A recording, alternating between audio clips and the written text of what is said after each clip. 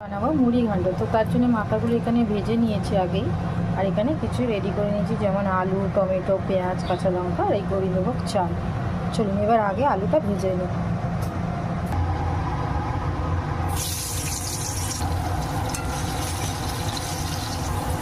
দিয়ে দেবো পেঁয়াজ, কুচানো পেঁয়াজ।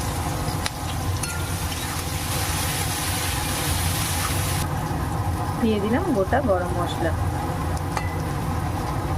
সুন্দর ভাজা ভাজা হয়ে গেছে, এবার দিয়ে দেবো ওই টমেটো, চাল, মশলাগুলো।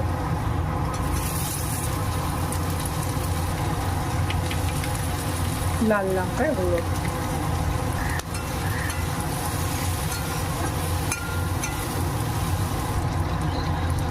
হলুদ,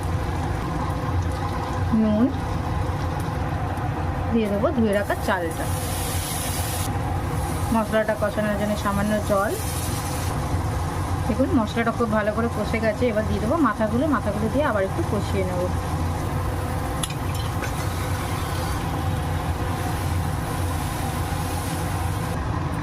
দিয়ে দেবো একটু জল, একটু আলু আর মাথাগুলো একটু সেদ্ধ হওয়ার জন্য, দিয়ে চাপা দিয়ে রেখে দেবো। 10-15 মিনিট চাপা দিয়ে রান্না করলেই রেডি আমাদের মুড়ি ঘন্ট।